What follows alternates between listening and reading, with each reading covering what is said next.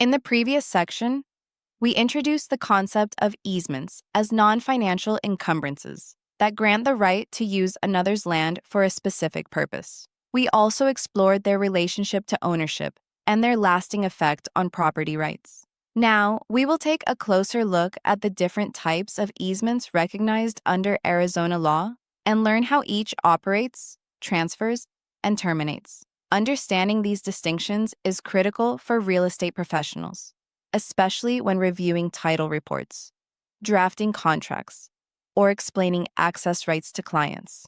Easements in Arizona fall into four major categories: easements appurtenant, easements in gross, prescriptive easements, and easements by necessity. Each serves a unique legal purpose and arises under different circumstances. An easement appurtenant involves two separate parcels of land: the dominant estate, which benefits from the easement, and the servient estate, which bears the burden. This type of easement runs with the land, meaning it remains attached to the property even when ownership changes. The benefit automatically transfers to any subsequent owner of the dominant estate. A common example is a shared driveway that provides access to a public road. If property A, dominant estate, can only reach the road by crossing property B, servient estate, that right of passage is an easement appurtenant. In Arizona, these easements are often established through recorded agreements or deeds,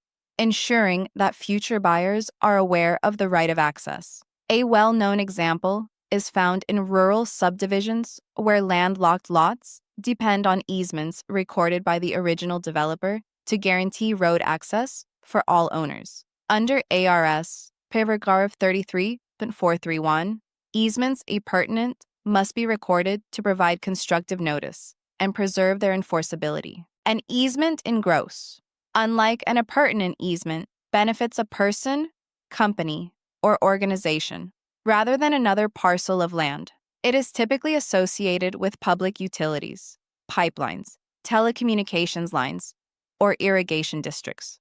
For instance, if Arizona Public Service, APS, holds a utility easement across several properties to install and maintain power lines, that right benefits APS as an entity rather than a neighboring parcel.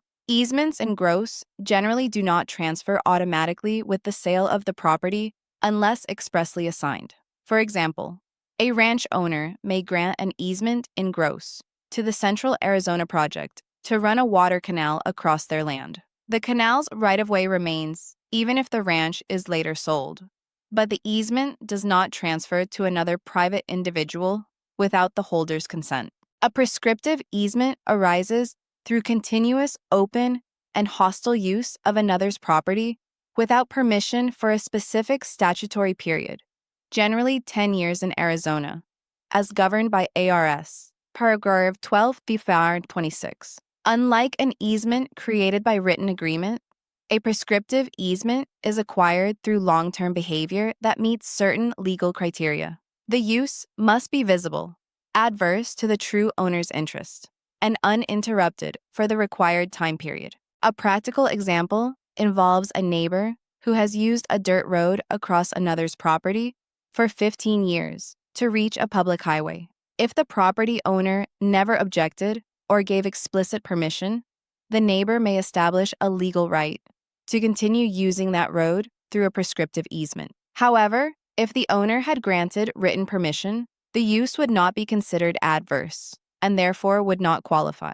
The Arizona case, LaRue v. Kosich, 1997, reaffirmed these principles, holding that continuous and hostile use for more than 10 years could establish a prescriptive easement even without a formal agreement. An easement by necessity arises when a property becomes landlocked and access to a public road is essential for reasonable use. Under ARS, paragraph 12 or 1202, the law implies an easement by necessity when a parcel is created through subdivision or conveyance that cuts off access. This easement is based on fairness and the presumption that the grantor intended to allow access, even if it was not explicitly stated in the deed. For instance, if a property owner divides their land and sells one parcel that has no road access, Arizona courts will recognize an easement by necessity across the retained parcel to provide the new owner access to the nearest public roadway. In Bickle versus Hansen, 1988, the Arizona Court of Appeals upheld such an easement, emphasizing that property ownership must include reasonable access rights for its use and enjoyment. Comparison of easement types in practice. Each type of easement serves a different purpose and has unique legal consequences. Easements appurtenant are enduring and transferable with property, while easements in gross are personal or corporate and often non-transferable. Prescriptive easements reward long-standing use and are judicially recognized rather than granted. Easements by necessity ensure access where none would otherwise exist, preventing land from being rendered useless. For real estate professionals, identifying which type of easement applies to a property is essential. When reviewing title reports, an agent must distinguish between recorded utility easements, in gross, shared driveways, appurtenant, and unrecorded but historically used paths, potentially prescriptive. Failure to do so could result in advising clients inaccurately about access rights or development limitations. Discussion. What distinguishes an easement appurtenant from an easement in gross? Answer. An easement appurtenant benefits another parcel of land, while an easement in gross benefits an individual or organization rather than a property. How is a prescriptive easement established under Arizona law? Answer.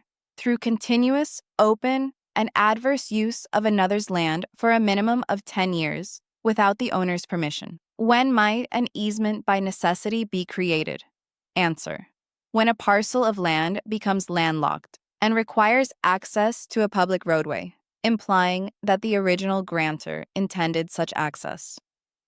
Review summary. Easements are fundamental legal mechanisms that allow the use of land without transferring ownership.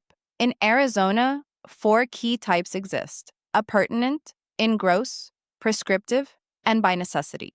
Easements appurtenant benefit neighboring land and transfer with ownership, while easements in gross serve individuals or companies, often for utilities or infrastructure. Prescriptive easements arise through long-term, open, and hostile use of another's land, and easements by necessity ensure access to landlocked properties. Each type serves a specific purpose and carries unique legal rights and obligations. Understanding these distinctions helps real estate professionals explain property rights accurately, interpret title reports, and guide clients through transactions involving shared access or land use limitations.